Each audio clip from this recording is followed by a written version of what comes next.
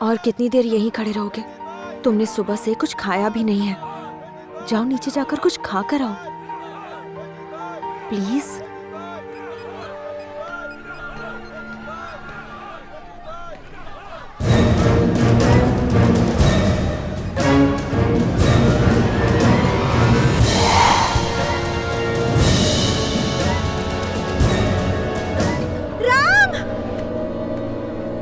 क्या हुआ?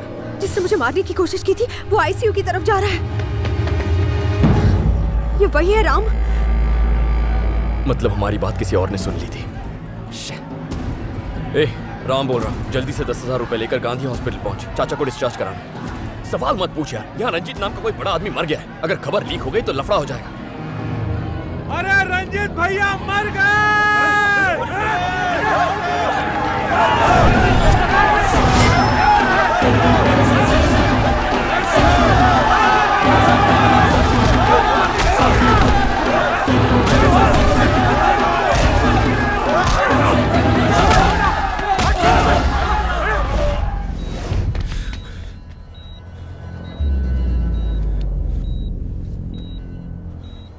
अब तुम्हारे लिए यहाँ खतरा है, तुम्हें निकालना होगा। उल्लू के पट्टे हो तुम। एक काम दिया था तुम्हें, वो भी ठीक से नहीं कर पाए। प्लीज 2 दिन का टाइम दीजिए मुझे। ले लो, चाहे तो 3 दिन ले लो, लेकिन अगर काम नहीं हुआ ना तो तुम गए। ठीक है, मुझे डर लग रहा है कहीं हम पकड़े गए तो। जो डर गया तो मर गया। मैडम राम आया है। राम आया है? हाँ मैडम, और एडमिट करने के लिए एक पेशेंट भी लाया है। अब ठीक है, तुम उसे एडमिट करो, मैं पहुंच रही हूँ।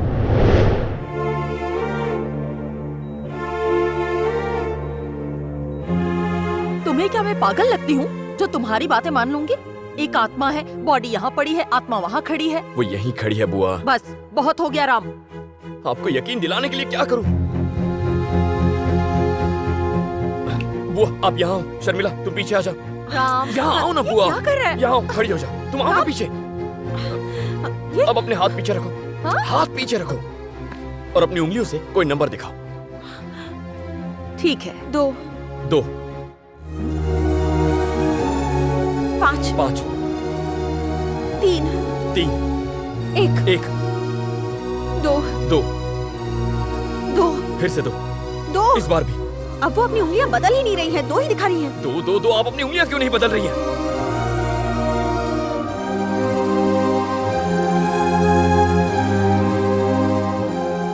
अब तो यकीन हुआ ना बुआ?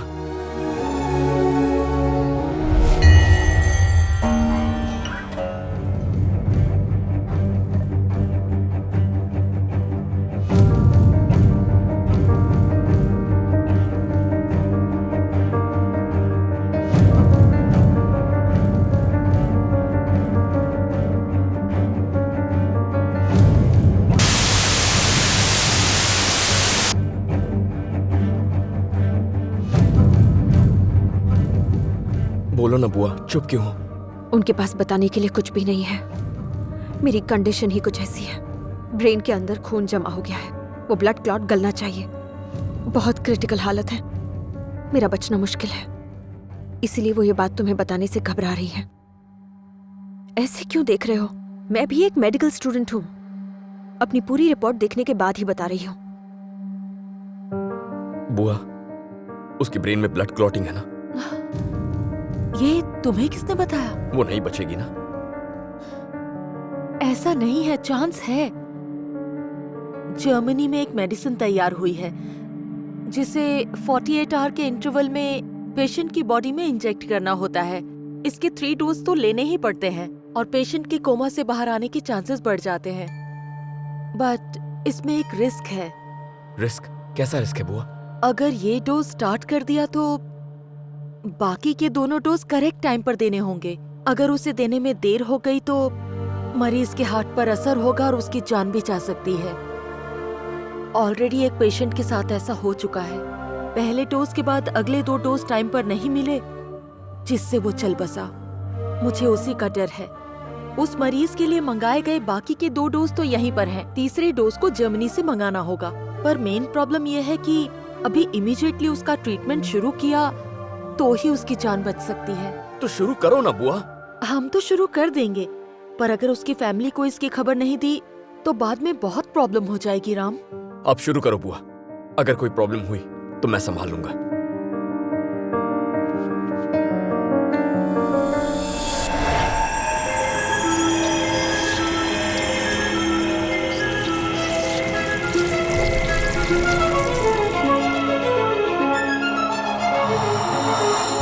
यस, क्या हुआ बुआ? मुझे ऐसा लगता है अगले 4 दिनों में ये लड़की ठीक हो सकती है। क्या बात है बुआ, you're the best, you're the best, love you बुआ। हे, तुम खड़ी क्यों? बुआ के पैर छुओ ना, आशीर्वाद लो। नहीं नहीं नहीं, रहने दो, अरे रहने दो। बुआ पैर छूने तो दो। अभी छुए नहीं।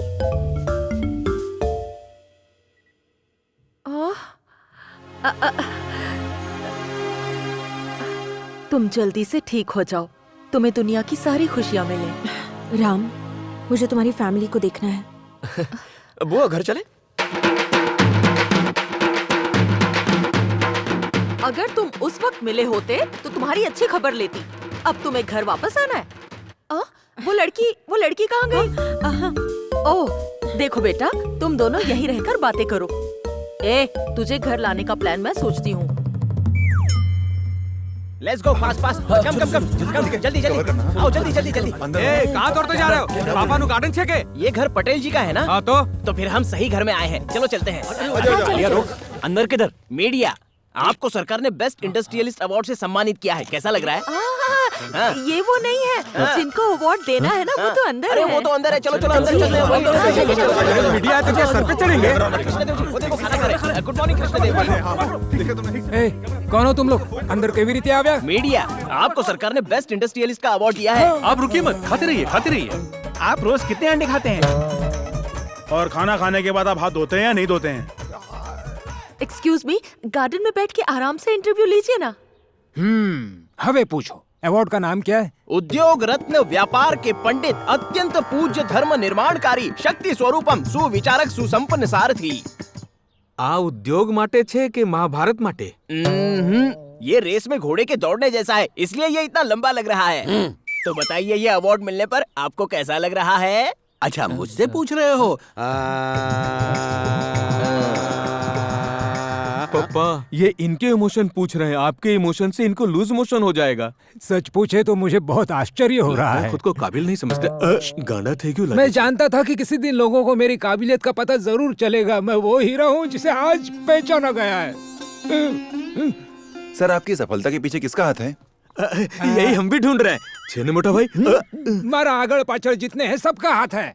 आपके कितने बच्चे हैं? ये बेटी है और एक इकलौता बेटा है। रेवती, ये भमराड़ा नु नाम मत ले। सर, आपका बेटा कहाँ है? वो पेरिस में है। भैया ने उसे नंबर 1 बिजनेसमैन बनाने के लिए पेरिस भेज दिया है ना भैया? आप उसे मिस करते होंगे ना?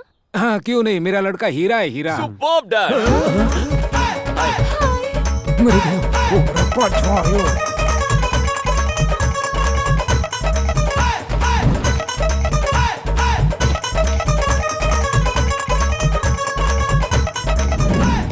I love you dad. Dad, आप एक अच्छे डैड ही नहीं, एक अच्छे बिजनेसमैन भी हैं, ये सब जान गए हैं। I'm proud of you dad, I'm proud of you। अंदर जाके फ्रेश हो जाओ। रेवती, भैया मीडिया है यहाँ। ठीक है, जाओ अंदर जाओ। डैड, मैं जाऊँ? नहीं। अभी जाओ? नहीं। Are you sure? हाँ, जाओ। ओके, 1 सेकंड, एक क्लोज अप। Smile dad.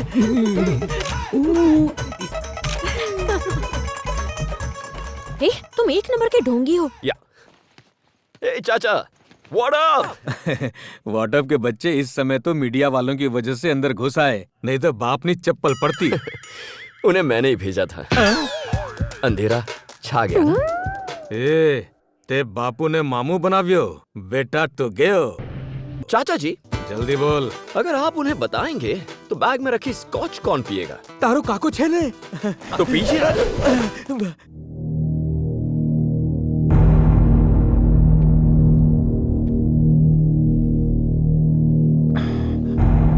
क्या कुछ गड़बड़ है सर? डीके शर्मिला हैदराबाद में है।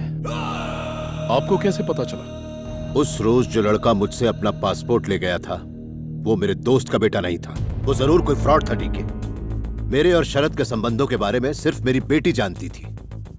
उसको कैसे पता चला? यानी मेरी बेटी ने उसे बताया और पासपोर्ट लेने भेजा, और पासपोर्ट हाथ में आते ही वो हैदराबाद निकल गया। लेकिन शर्मिला एक नकली पासपोर्ट पर 5 दिन पहले ही हैदराबाद चली गई थी, मुझे अभी भी पता चला। अब मैं क्या करूं? अगर ये खबर फैली तो गड़बड़ हो जाएगी। पहले अपनी बेटी को ढूंढना होगा, पता नहीं वो कैसी होगी। जी सर। ये तुम क्या कह रहे हो अजीत? वो अवार्ड वाली बात बस एक ड्रामा था।